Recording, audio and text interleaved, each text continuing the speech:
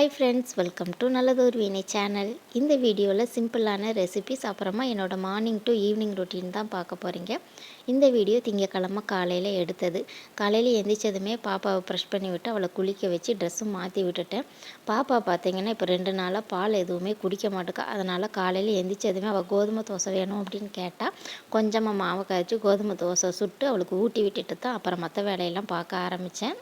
அம்மா ஊர்லேருந்து வந்திருந்தாங்க. நேற்று ஈவினிங் போல் தான் கிளம்புனாங்க. அவங்க போனதுக்கு அப்புறமா பாப்பாவோட துணியெல்லாம் நிறைய கிடந்தது. அதெல்லாம் வாஷ் பண்ணி ஒரு 7:30 மணிக்கு மேலே தான் நைட்டு காயவே போட்டிருந்தேன். ஸோ ரொம்ப வெயிலாயிருச்சு அப்படின்ட்டு பாப்பாவுக்கு சாப்பாடு ஊட்டினதுமே போய் துணியெல்லாம் எடுத்துகிட்டு வந்து மடித்து வச்சுட்டு அதாவது அந்தந்த இடத்துல வச்சுட்டு அப்போ தான் வீடு கொஞ்சம் பார்க்க நீட்டாக இருக்கும் அப்படின்னு சொல்லிட்டு பாப்பாவோட ட்ரெஸ்ஸஸ்லாம் அடிக்கடி யூஸ் பண்ணுவோம் இல்லையா, அந்த ட்ரெஸ்ஸெல்லாம் அந்த மாதிரி வச்சு பெட்டுக்கு கீழேயே வச்சுருவேன். அப்போ தான் டக்குன்னு எடுத்து அவளுக்கு அவசரத்துக்கு போட முடியும் அப்படின்னு சொல்லிட்டு பால் குடிக்க மாட்டேக்கா அப்படின்ட்டு அம்மா கொஞ்சம் பாப்பாவுக்கு காஃபி கொண்டு வந்திருந்தாங்க. ஆனால் அதுவுமே அவள் வேண்டான்னு சொல்லிட்டா.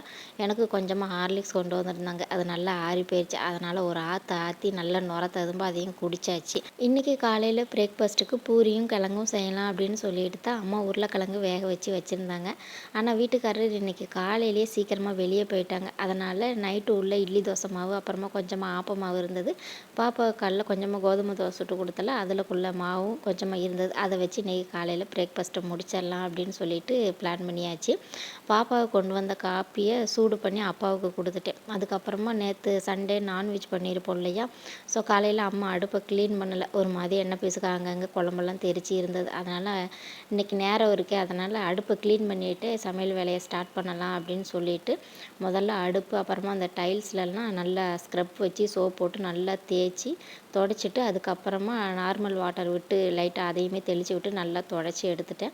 அதே மாதிரி கவுண்டர் டாப்பையுமே லைட்டாக ஸ்க்ரப் பண்ணி நல்லா தொடச்சி எடுத்துட்டேன். இது கொஞ்சம் பார்க்க நீட்டாக இருந்தால் தான் வேலை செய்ய நல்லாயிருக்கும் அப்படின்னு சொல்லிட்டு நான் வேலை பார்க்கும்போது இருக்கிறதே சின்ன கவுண்டர் டாப், அதுலேயும் திங்ஸ் அங்கங்கே இருந்தாலே கடுப்பாக இருக்கும். திங்ஸை எங்கே வைக்கணும் அப்படின்னு கூட தெரியாமல் இதை எங்கே வைக்க அப்படின்னு சுற்றி தேடுறாப்புல இருக்கும். அந்த அளவுக்கு டென்ஷன் ஆயிரும். அதனால் வந்த உடனேயுமே நல்லா தொடச்சிட்டு அதுக்கப்புறம் தான் வேலையே பார்க்க ஆரம்பித்தேன்.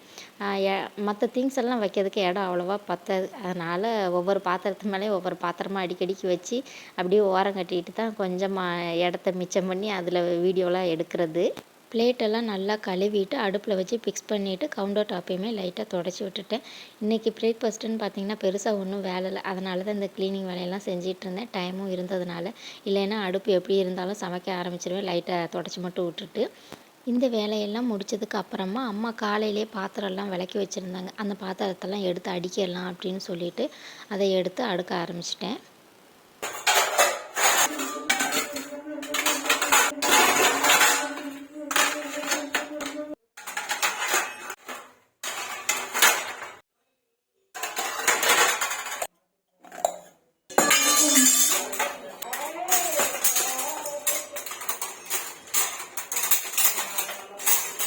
பாத்திரத்தெல்லாம் எடுத்து வச்சதுக்கு அப்புறமா நேற்று ஈவினிங் போல் பாசிப்பயிறுமே முளை கட்டி வச்சுருந்தேன். அதை ஓப்பன் பண்ணி பார்க்கும்போது சூப்பராக முளைச்சி வந்திருந்தது.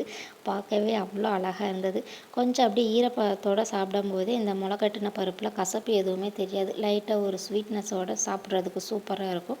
ஸோ இன்றைக்கி காலையில் சாப்பிட்றதுக்கு மட்டும் கொஞ்சமாக வெளியே எடுத்து வச்சுட்டு மீதியை டப்பாவில் போட்டு ஃப்ரிட்ஜில் வச்சுட்டு அப்போ தான் ஈரப்பதம் அப்படியே இருக்கும் அப்படின்னு சொல்லிட்டு அம்மா வரும்போது கொஞ்சமாக வெள்ளரிக்காய் வாங்கிட்டு வந்திருந்தாங்க. அதை ஃப்ரிட்ஜில் வச்சுருந்தேன். அது 3 சின்ன நாட்டு வெள்ளரிக்காய் இருக்கும் இல்லையா, அதை மட்டும் நல்லா வாஷ் பண்ணிவிட்டு குட்டி குட்டியாக கட் பண்ணி அந்த முளைக்கட்டின பாசிப்பருப்போடு சேர்த்து ஒரு தடவை நல்லா மிக்ஸ் பண்ணிவிட்டு அதை சைடில் சாப்பிட்டுக்கிட்டே பிரேக்ஃபாஸ்ட்டுக்கான வேலை செய்ய ஆரம்பிச்சிட்டேன். இட்லி மாவு கொஞ்சமாக இருந்தது இல்லையா, ஸோ பாட்டிக்கு இட்லி ஊற்றி வச்சிடலாம் அப்படின்னு சொல்லிட்டு இட்லி பாத்திரத்தில் தண்ணி ஊற்றி ஒரு அடுப்பில் வச்சுட்டேன். ஸோ இன்னொரு அடுப்பு சும்மா தான் இருந்தது. அதனால் அரிசியை கழுவி உலைய வச்சிடலாம் அப்படின்னு சொல்லிட்டு இன்னொரு அடுப்பில் உலையுமே வச்சுட்டேன். பாட்டி 2 இட்லி தான் சாப்பிடுவாங்க எப்போயுமே. அதனால் 2 இட்லி மட்டும் ஊற்றி ஃபஸ்ட்டு வேக வச்சுட்டேன். அப்பா குளிச்சுட்டு வந்ததுக்கப்புறமா தோசை ஊற்றி கொடுத்துடலாம் அப்படின்னு சொல்லிட்டு அதுக்கிடையில் சும்மா நின்றுட்டு இருந்தேன் இல்லையா, வேக வச்ச உருளைக்கிழங்கு உரிச்சிடலாம் அப்படின்னு சொல்லிட்டு அதான் உரிச்சிட்டு இருந்தேன். இன்றைக்கி லஞ்சுக்கு இதில் ஏதாவது கூட்டு பொரியல் அந்த மாதிரி ஏதாவது செஞ்சுக்கலாம் அப்படின்னு சொல்லிட்டு உரித்து மூடி வச்சாச்சு. அப்பா குளிச்சுட்டு வந்ததுக்கு அப்புறமா பாட்டிக்கு தான் ஃபஸ்ட்டு இட்லி கொடுத்தேன். ஆனால் அவங்களுக்கு கொண்டு போனதுமே மாமாவுக்கு முதல்ல சாப்பாடு கொடு அப்படின்னு தான் சொன்னாங்க. ஸோ கொடுக்கேன் அப்படின்னு சொல்லிட்டு பாட்டிக்கு சாப்பாடு கொடுத்துட்டு அப்படியே அப்பாவுக்குமே சுட தோசை ஊற்றி கொடுத்துட்டேன். அவங்களுமே சாப்பிட்டுட்டாங்க. ஆப்பமாவு வந்து கொஞ்சமாக இருந்தது. காலையில் அம்மா சாப்பிட்டது போக ஒரு ஆப்பத்துக்கு தான் வரும். ஸோ அதை ஊற்றி கொஞ்சமாக தேங்காய் சட்னி வச்சு நானுமே சாப்பிட்டுட்டேன். எனக்கு ஆப்பச்சட்டியில் ஊற்றி சாப்பிட்றத விட இந்த மாதிரி தோசைக்கல்ல ஊற்றி சாப்பிட்றதுக்கு ரொம்பவே பிடிக்கும். ஸோ ஏற்கனவே அந்த பாசிப்பயிறு, வெள்ளரிக்காய்லாம் சாப்பிட்டோம் இல்லையா, அதனால் மாவு மிச்சமாக இருக்கே அப்படின்னு சொல்லிட்டு கொஞ்சமாக ஆப்பமும் சாப்பிட்டாச்சு. சூப்பராக இருந்தது. அதுக்கப்புறம் கொஞ்ச நேரம் வெளியில் பாப்பா விளையாடிட்டே இருந்தா. அன்றைக்கி பார்த்திங்கன்னா எந்த பாத்திரமும் நான் விளக்கவே இல்லை. அம்மா தான் எல்லாமே விளக்கி வச்சாங்க. ஸோ நான் வெளியே பாப்பா விளையாடிட்டு இருந்தேன், அவளை பார்த்துட்ருந்தேன். அம்மாவே சாப்பிட்டுட்டு இருந்த பாத்திரத்தை எல்லாமே விளக்கி வச்சுட்டாங்க. ஒரு வழியாக அவளை உள்ளே அனுப்பிட்டு கேட்டையுமே பூட்டி விட்டாச்சு. ஸோ மேக்ஸிமம் லன்ச் வேலை வந்து அம்மாவுக்கும் பாட்டிக்கும் ஹார்லிக்ஸும் சத்து மாவும் கலக்கிறதுல இருந்தால் ஆரம்பிக்கும். அதனால் ஒரு அடுப்பில் சுடு தண்ணி வச்சு ஹார்லிக்ஸும் சத்து மாவும் கலக்கி அவங்களுக்கு வச்சுட்டு ஓரமாக ஒரு வேலை முடிஞ்சது அப்படின்னு சொல்லிட்டு. வீட்டில் பார்த்தீங்கன்னா பெருசாக காய்கறி எதுவுமே இல்லை. ஒரு முருங்கைக்காய், அப்புறமா கொஞ்சம் கத்திரிக்காய் இருந்தது. நாளைக்கு செவ்வாய்க்கிழமை சாம்பார் வைக்க வேணும் அப்படின்னு சொல்லிட்டு இன்றைக்கி சும்மா எம்டி சாம்பார், சோம்பேறி சாம்பார்னு கூட இதுக்கு பேர் வச்சுக்கலாம். அந்த சாம்பார் தான் செய்ய போகிறேன். துவரம்பருப்பு வாஷ் பண்ணி எடுத்து குக்கரில் சேர்த்துருக்கேன்.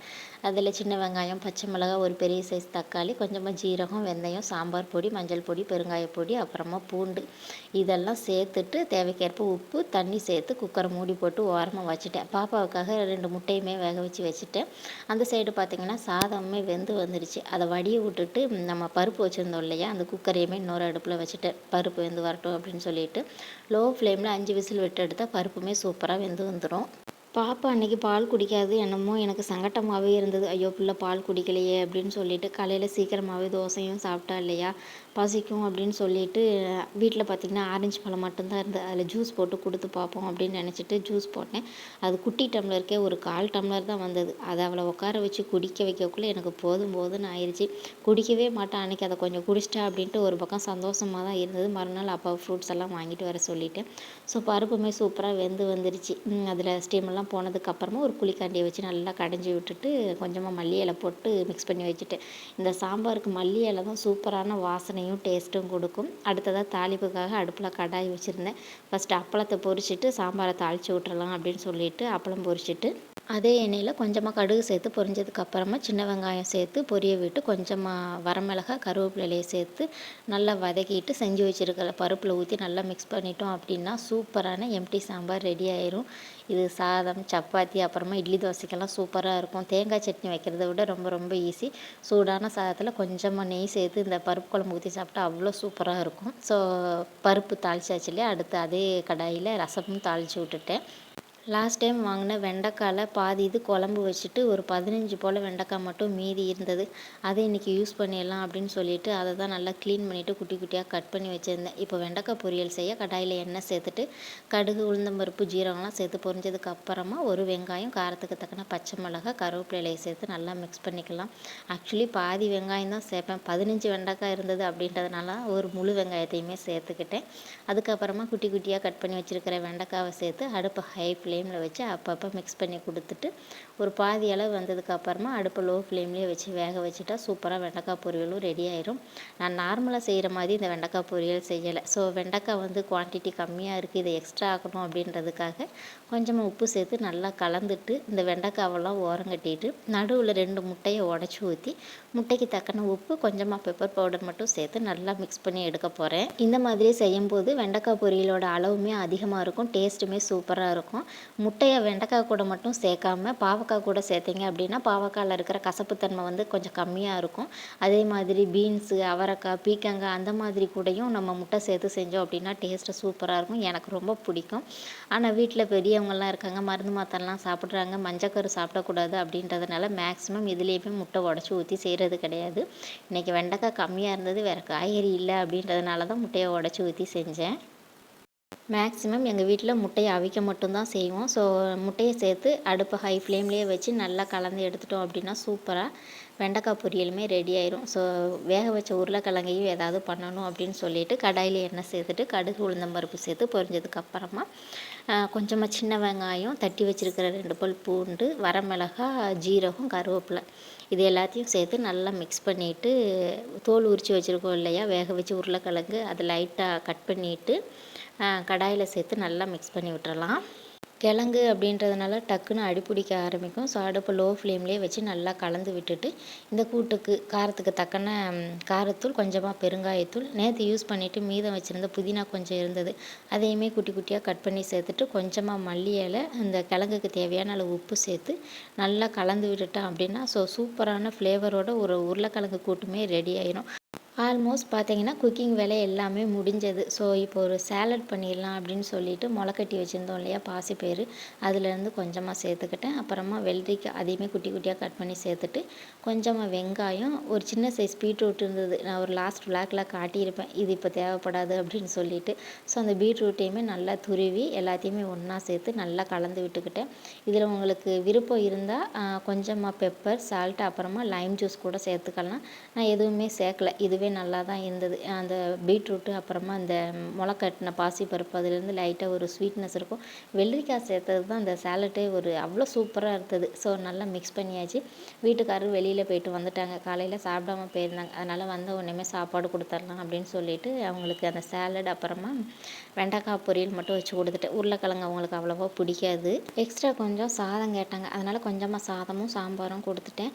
பாப்பா காலையிலேருந்து மண்ணுலேயே விளையாடிட்டு இருந்தா அப்படின்றதுனால மேலே கூட்டிகிட்டு வந்து அவளை லைட்டாக மேலே கழுவி விட்டுட்டு ஒரு முட்டையும் சாம்பார் சாதமும் அவளுக்கு ஊட்டி விட்டுட்டேன். அதுக்கப்புறமா நானும் சாப்பிட்டுட்டேன். ஸோ இன்றைக்கி அந்த உருளைக்கிழங்கு கூட்டுக்கு கொஞ்சமாக தயிர் சாதம் சாப்பிட்ணுன்னு ரொம்பவே ஆசையாக இருந்தது. அதனால் கொஞ்சமாக சாதத்தில் தயிருமே ஊற்றி சாப்பிட்டாச்சு. ஸோ இதோட விளாக் முடிச்சுக்கிறேன். வீடியோ உங்களுக்கு பிடிக்கும் அப்படின்னு நினைக்கிறேன். பிடிச்சா லைக் பண்ணி ஷேர் பண்ணுங்கள், மறக்காமல் சப்ஸ்கிரைப் பண்ணுங்கள். வீடியோ பார்த்ததுக்கு நன்றி.